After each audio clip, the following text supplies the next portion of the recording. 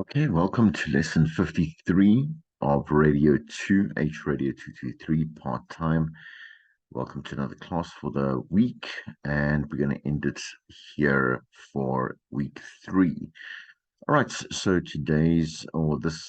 should I say last lesson for today is about multi-version news, and multi-version news can be found in your textbook Beyond Powerful Radio from Valerie Geller at chapter 25, page 283 to 296. Okay, and this is part 8 of 12. It's quite a short lesson with a quiz at the end there. So, what are we talking about when we are talking about multi-channel or multi-version news, let's say, right? Multi-version news is really about us being able to look at a story that is long running, it's ongoing.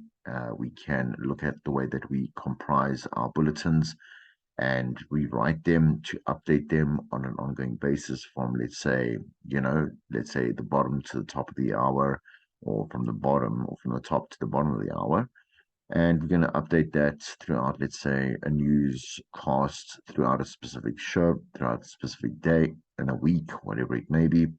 Long running news is news that continues to evolve throughout, the day, again, throughout that particular instance. And there's a lot of news that obviously fits this criteria. There's a couple of news stories that don't. They are, they're worthy of basically only having to mention them in one bulletin. The story is covered. There's no more news around it, no more facts to understand or know. And so we can differentiate between the two quite easily. All right. Good newsrooms update stories as new information becomes available. So the multi-version method is different. Multi-version reporting is the evolution of news or feature stories that happen over time. So, like I say, long running, right? It's over duration. It evolves itself, right? As mentioned, so the story will change with new updates to what is happening. Very popular when someone, let's say, passes away, or when there is some kind of state of emergency where the public does demand updates to happen on an ongoing basis. Tell us more, what's going on. Or the retelling of a single news story in a different way by using different mixes of writing and sound in each version. So any version of a story written in this manner will leave some details and include others, right? And you'll see the examples, which will make this quite clear when we speak further in the lecture. Each multi-version piece should be able to exist alone. So the answers that we have learned to certain questions that are very important in terms of lead writing, and obviously the compilation structure of the remains of the bulletin, the who, what, when, where, why, and the how are what comprise our stories as we go through it. I think if you are a little bit confused, there's going to be some more clarity here. Through evolution, are you going to adapt or are you going to die? People want news and they know how to get it. So we can, instead of waiting for that bottom of the hour to come up and for this news anchor to tell us what's going on, we can definitely go to social media, or we can go to I say platforms or digital platforms, where we can see news being updated almost by the minute, quote unquote, right? The station is competing with those platforms and many other news sources that are also verified, and they are, I say, quality sources. So your presentation must be shorter, sharper, faster paced, and very interesting.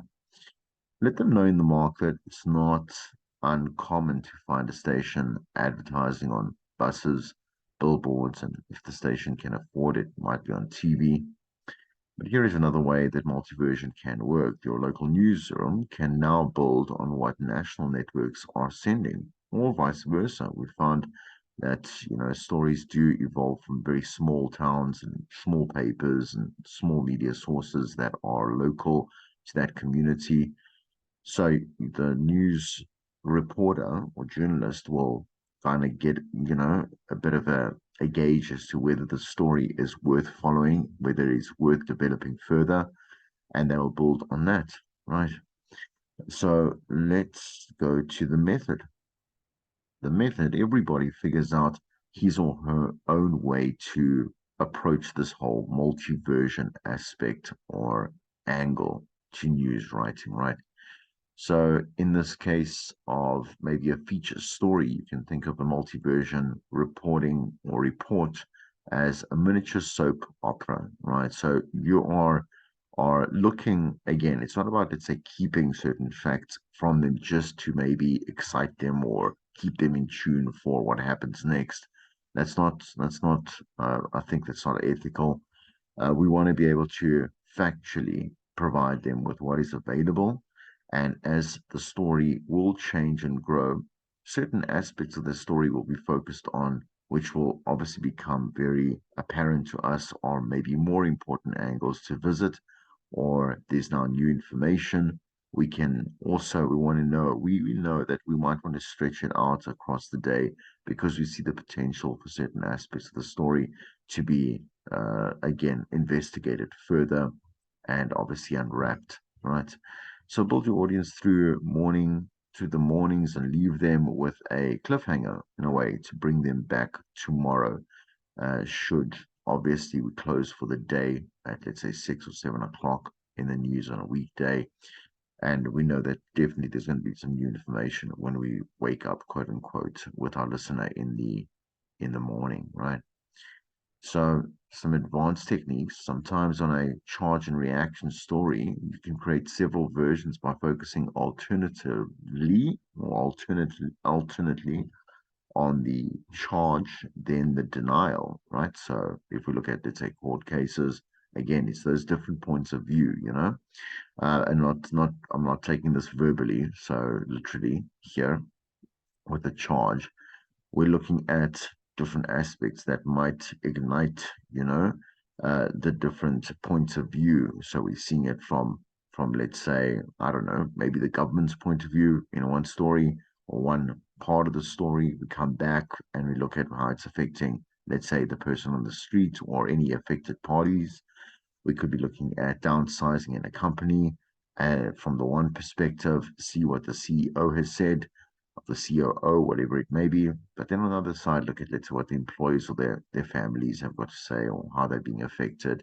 Or maybe even look at a political or a social or business analyst and see what their contribution to maybe it's something that's happening all over the country or in a certain area of the business sectors. So we can look at it from that way. Another multi-version technique that can give your reporting depth and set it apart is to briefly give the meat of your story. And then what we can do is then focus on an interesting element, right? Okay, so let's have a look at just this particular example we're going to unpack here.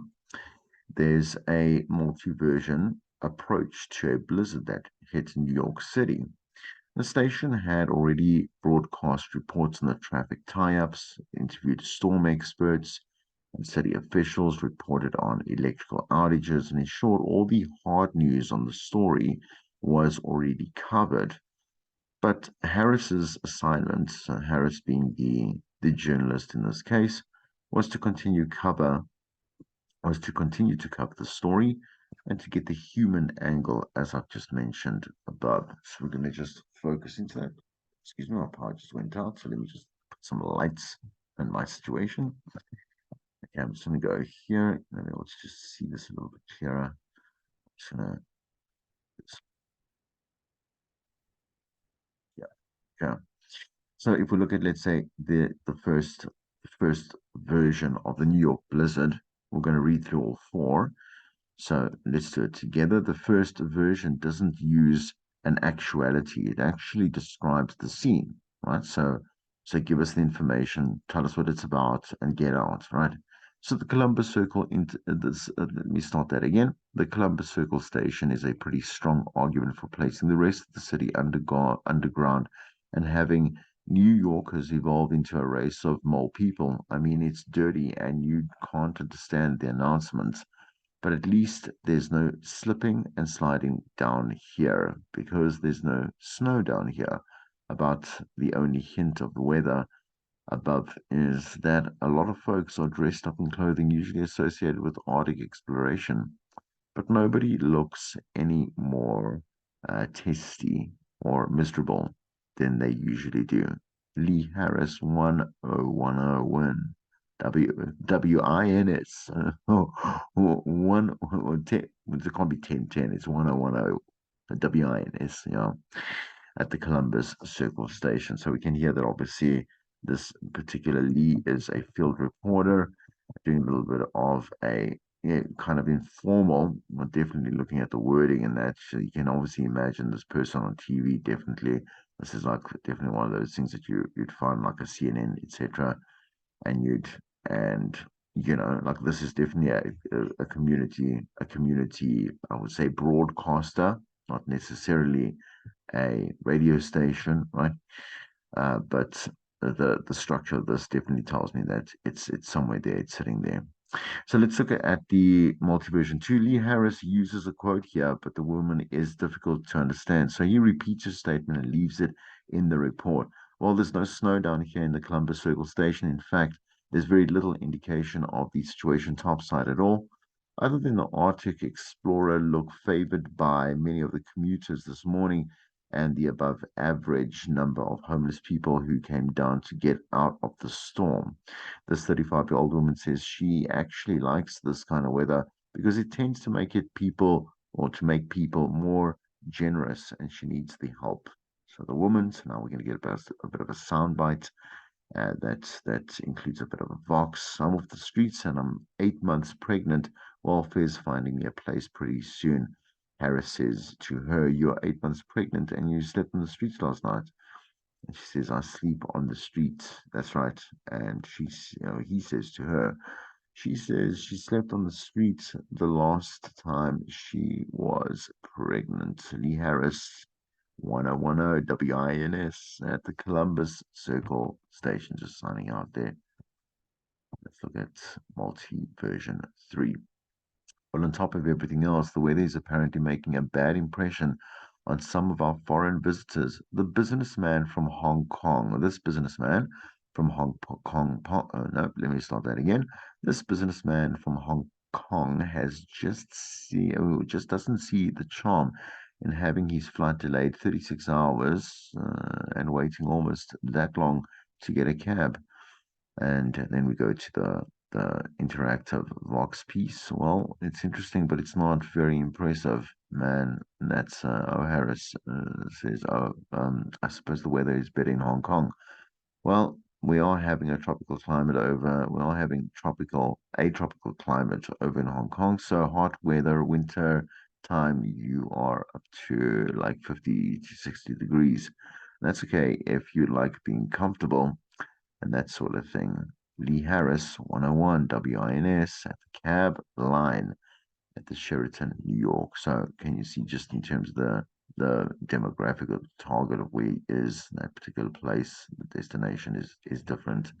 And it is, oops, not to ruin the slide, yeah. But yeah, it is obviously relevant to contextualize this man from Hong Kong that Lee is busy interviewing. Still has to do about the blizzard, as you can easily note, right? And it's obviously is going more human interest here. Here we're getting again just that brief overview to kind of contextualize it. Goes a little bit here, human interest, definitely human interest, right?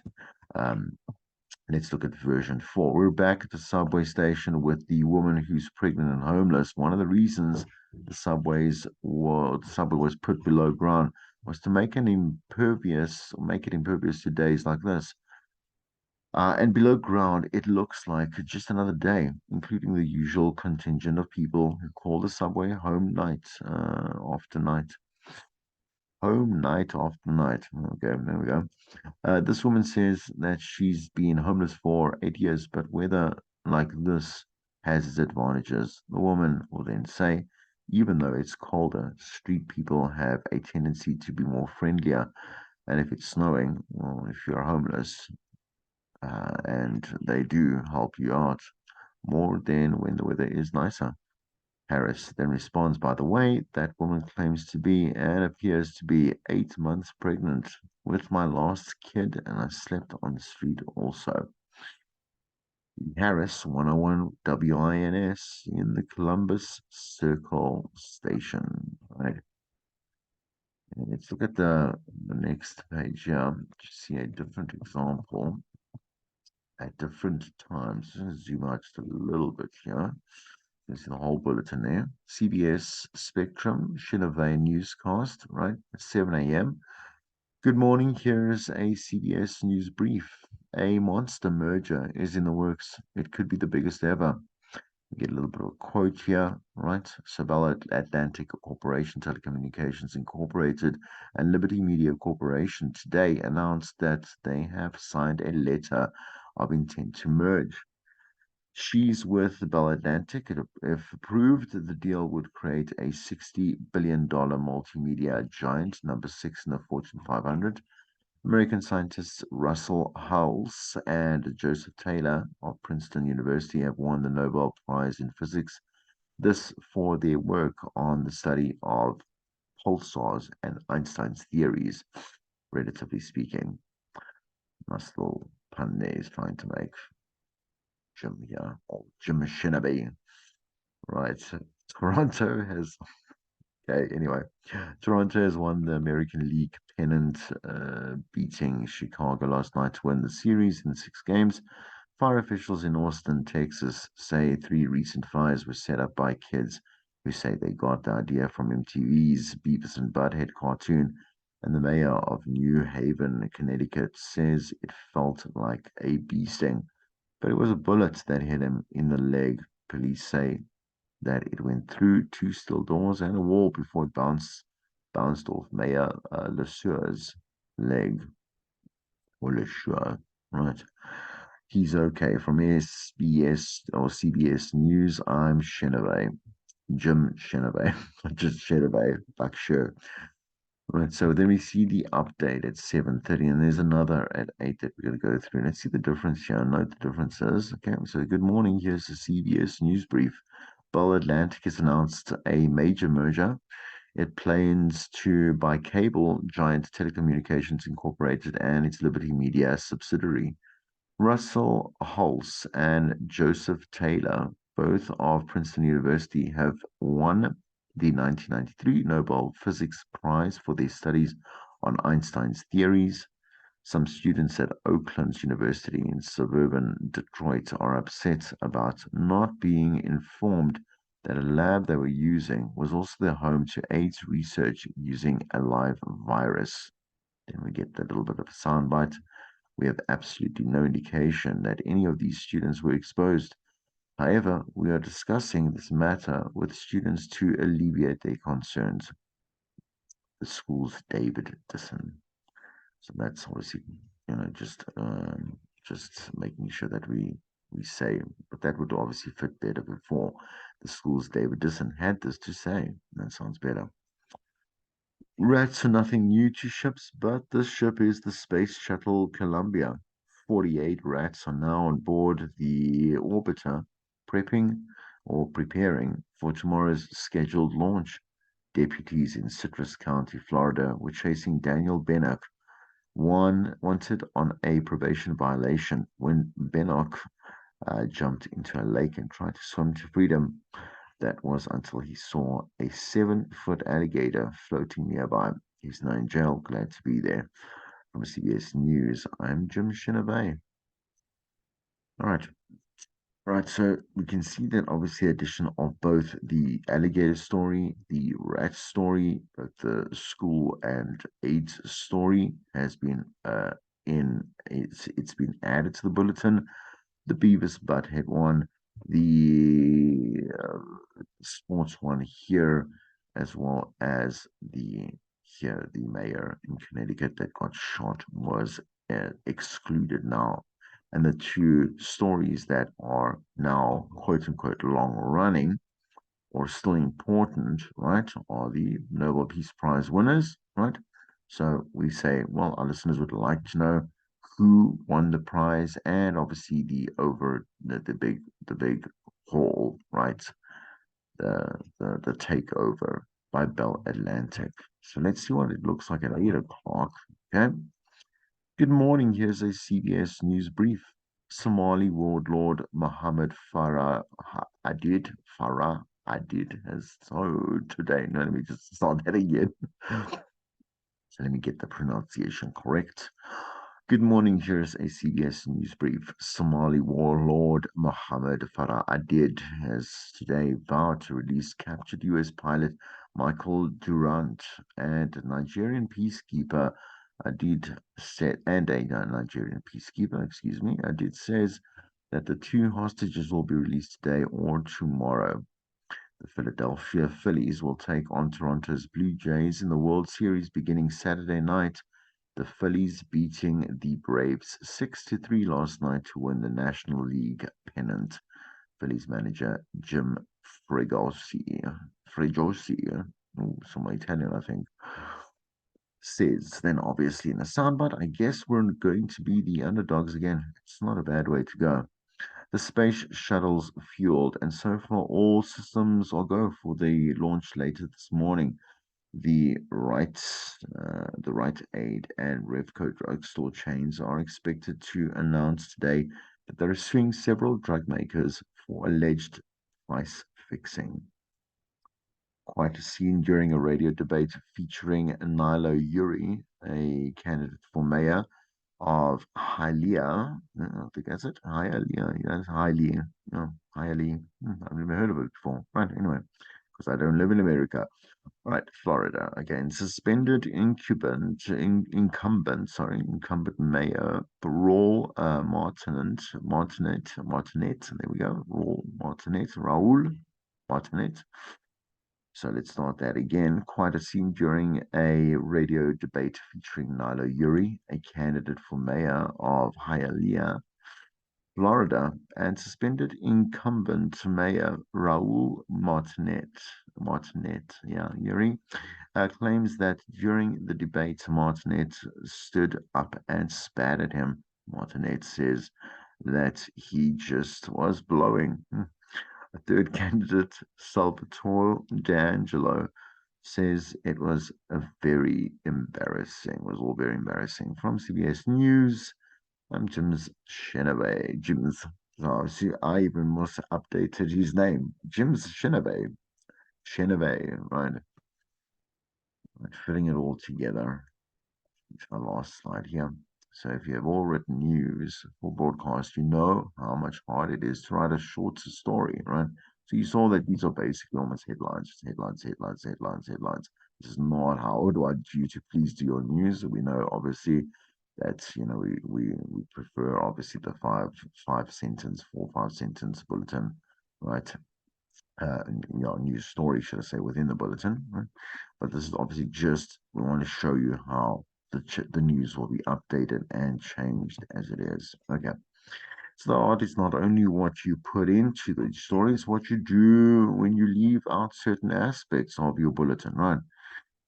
The art of this craft is deciding what gets left on the cutting room floor to be used in another version, while we might still give enough information about the current situation of a specific story if we feel like it's still necessary or it's relevant to the listener. The best way to illustrate this is to actually show that you show you scripts that it's not correct there, it's just added there. Uh, that he read over the course of one morning, right? And that's what we just saw there. Let's look at the quiz. Multiple choice, right? So, which of the following news techniques would not be used in a series of multi-version news stories? Changing locations, switching reporters, keeping the same lead, recording different NAT sounds. So that's obviously the sound bites that we are looking at, right? That one's quite easy, right? So the multi-version news methodology evolved in America because of CNN. CNN headline news started it. The FCC mandated it during the deregulation era. Audiences demanded it. News market options encourage radio stations to adapt it.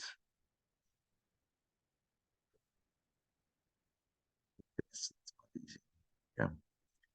Three European broadcasters are interested in American-style multi-version reporting since A. Competition for news listeners has increased. Commercial radio eliminated public radio in Europe. European audiences prefer boring news. And European countries have less news than America. So one really only makes sense there, right?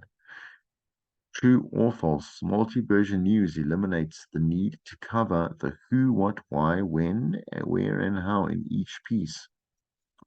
Multi-version news writing is flexible enough for each reporter to discover his or her own way of creating news stories. That's quite straightforward, and there's a short answer for you to end the lesson here. Read the following news story, insert the story of your choice here. Well, I mean, I could just grab on this and grab one and just add in. You can put your own one in here, but yeah, I'm gonna leave that. I'm gonna leave it up to you, right?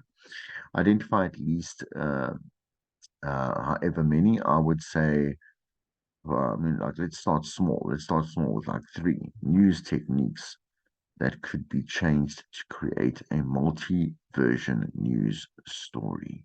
Okay. All right, and there's just some key points from the lecture. I'm going to end it there. I'll see you in the next lesson. Have a good week.